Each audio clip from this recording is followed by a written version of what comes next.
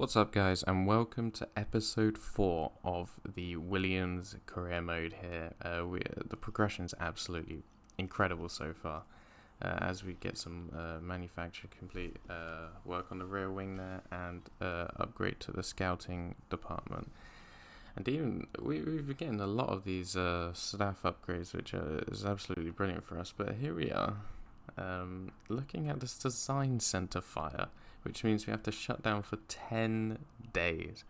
I have no idea who put this up on us, but I don't know whether or not it's Gunter Steiner trying to stop us, trying to slow us down, because our progression has been absolutely incredible so far.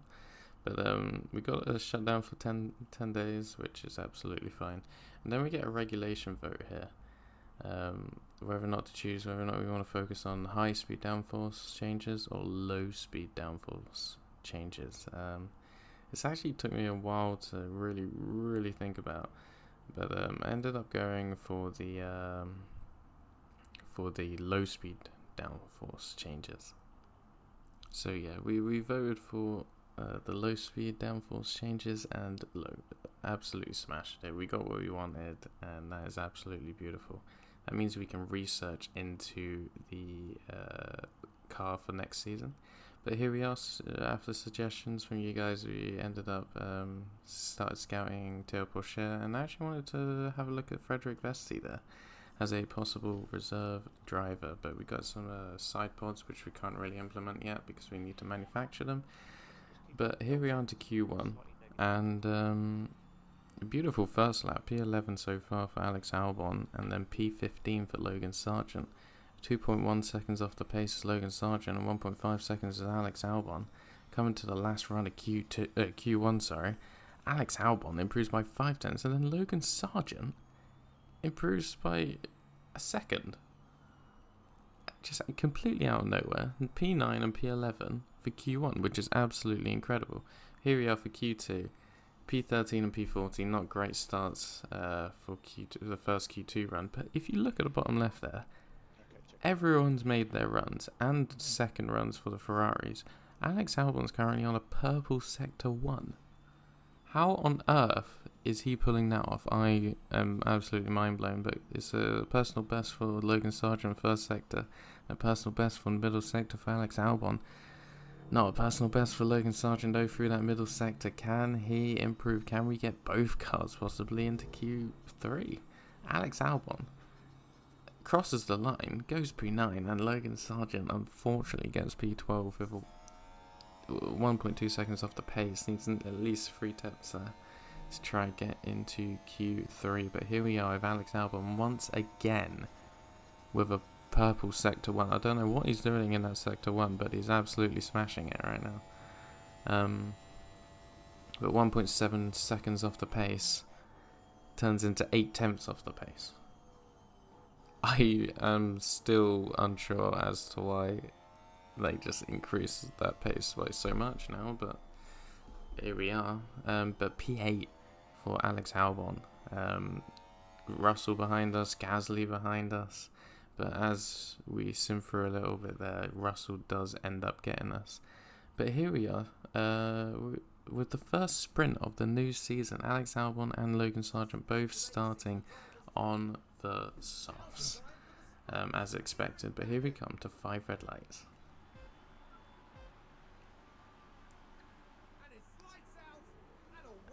And away we go. Here we go. Logan Sargent. We don't tend to really get good starts here on these F1 Manager races, but we're trying different things. But Alex Albon P9 at the moment, looking to make position on George Russell, but is actually getting pressured by Pierre Gasly here. Ends up losing position to Gasly and then gets pressured by Esteban Ocon as well. But you see Tsunoda and Magnussen absolutely tossing and turning right now, side by side pretty much this entire race so far. As we go into these 90-degree corners, still side by side, Magnussen ahead, Tsunoda's just behind. Now Tsunoda's ahead, just behind Logan Sargent, and then you hear the absolute hell of a thud, and virtual safety car is out. The first lap, and as we were just talking about, Yuki Tsunoda and Kevin Magnussen. I don't know what to this day. I have no idea how that happened, but Magnussen's out of the race. But then as Albon loses position to Ocon, we get a red flag. A red flag. But as you can see, there are cars parked up in the castle section here. Lewis Hamilton, we're on board. Well, not on board with, but Stroll. There is I think that's Sergio Perez there as well. It's absolute chaos. But in the end, it was only Stroll and Hamilton that ended up getting out. But here we go to 5 red lights once again for the sprint. We stay on the softs. We end up staying on these softs, but everyone else has, it should show you in just a second here, has opted for the fresh softs. Which I wasn't too sure about because I wanted to save those fresh softs for the race. But I guess that's just what they preferred. So it would be a slight disadvantage, but should be okay to try fight for that P8 spot. We tried to be aggressive already on the softs, deploy some energy, and be aggressive on that fuel because we just save so much fuel from all this. But yeah, Alex Albon looking for a move on Esteban Ocon, able to get him on the straight line. But this straight line speed is absolutely outrageous because he's also got George Russell as well on the same straight. George Russell tries to fight it back though, coming into the corners. But that straight line speed's absolutely incredible for us at the moment. George Russell just can't keep up. And he slots into P8. Albon looks for an outrageous move from Pierre Gasly there. But yeah, that's pretty much all that really happened for the sprint. P8 for Alex Albon seems comfortable enough. Coming up to the penultimate lap. Coming up to the final lap. As Leclerc crosses the line, currently P1 at the moment, but we're on the back of Lando Norris. Logan Sargent has had a very, very unlucky a few races starts of the season, but here we are, absolutely blitzing by Lando Norris, like as if he wasn't even there.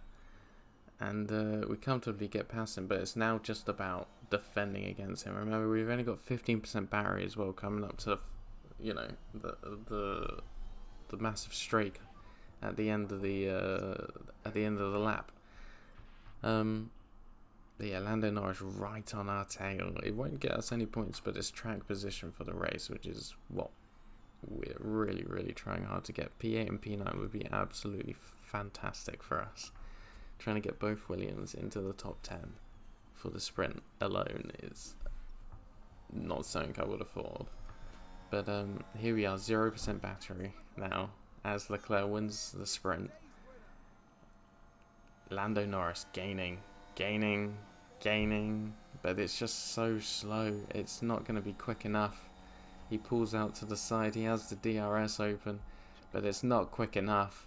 And Logan Sargent gets P9 in the sprint. Absolutely brilliant stuff from Logan Sargent there. And we go for look at the strategy for the race here. Soft to medium for Alex Albon, and then medium to soft for Logan Sargent. Let's do this.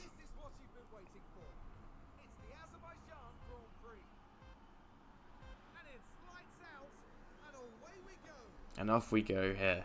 And we're going to try to be aggressive as we can off the start, but instantly Lando Norris makes position on us absolutely instantly, and tries to make position on Alex Albon as well. Not a great start from Logan Sargent as he starts to get pressured by Nick De Vries as well. Hulkenberg having a look as well, but we try to be aggressive on the fuel, on the tyres. But look at this, Nick De Vries all over Logan Sargent as well. Ends up getting past him, but Norris trying to have a look at Alex Albon, ends up getting him as we come up to turn 2 at lap 20 here. Tyres are overheating a bit, but then as I just quickly skip forward here, turn 3. This happens. Alex Albon tries to make the move round the outside of Lando Norris. Then Lando Norris slightly just veers right into the side of Alex Albon. And then, yeah, Alex Albon has to retire from the race now. Which is painful. But we go on to fresh softs, the fresh softs that we had. And we're going to try and make as many positions as we can here. We've still got a lot of laps, not even halfway through the race yet. But we try and make the softs work for what we can, especially with how often these incidents, these yellow flags and whatever come up. And as I say that, we do end up going up to P12, but it's another red flag. It's yet another red flag. And who is it? Valtteri Bottas is who they're highlighting here. But it's actually Kevin Magnussen, and incredible camera work. But that is Magnussen and Bottas out of this race now. Has to go to 5 red lights again. I don't even know how many times we've seen these 5 red lights today, but 4 cars out already, and we're halfway through the race.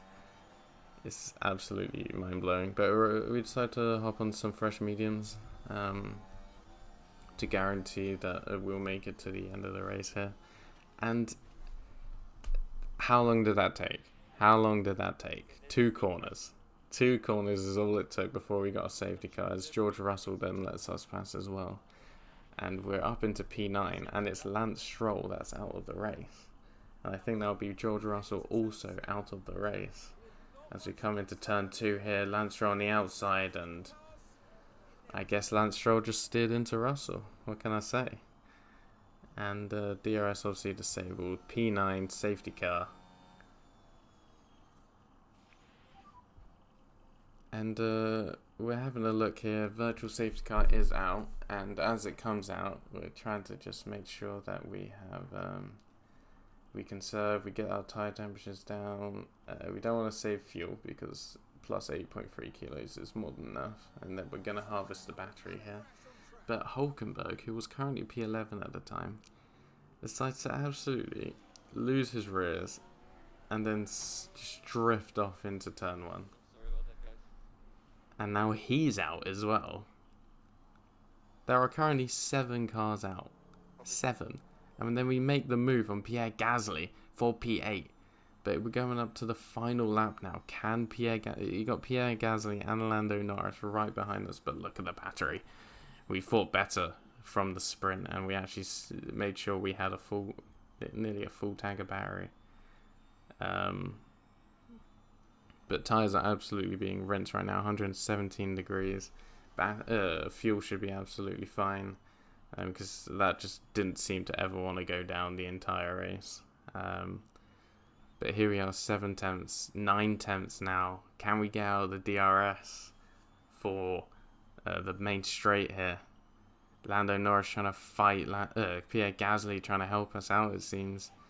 But P8 would be an absolutely incredible result. But here we are, yellow flags, turn 16, it's Sergio Perez. What happens there? Completely loses his rears again, smacks into the wall. I thought, oh my god, this could be P7, but he actually managed to get the car going again, and he ended up getting P6, which is kind of gutting. But hey, we can't really complain about that. 1.3 seconds now the gap between Logan Sargeant and Pierre Gasly, as Carlos Sainz ends up winning the race. Ferrari absolutely dominant today. Yeah, Logan Sargeant P8. That's a big fat whopping 4 points for Logan Sargeant, which is absolutely what we needed to take advantage of in a race like this. You know, when both Haas are out, you got Lando only able to get P10, Piastri out the points as well. You know, Bottas not making any progress. It's absolutely what we needed. Lewis Hamilton, by the way, making up 13 positions to get P5 is a very, very good result for him as well. But here we are. Logan Sargeant actually jumps Alex Albon in terms of the driver standings then. And we end up jumping Haas. We're at 6th in the championship right now. Those 4 points meant absolutely everything, and that is absolutely what we needed. So as we come up to the end of the episode here, as you saw at the start, we had the new regulations, so we're able to research into next season. But with the ATR period, with every ATR period, I only really want to do two. I only normally do 2 designs for this season, and we seem to be progressing absolutely incredibly. But we also want to research for next season, so I don't know whether or not you guys want me to keep on designing for this season, or if you want me to start researching. So I don't know if you want to do 1 research and 1 design, or maybe 2 designs, or maybe 2 research. I don't mind. Let me know in the comments below. But yeah, if you like the video, absolutely smash the like button, subscribe if you're new, and ciao.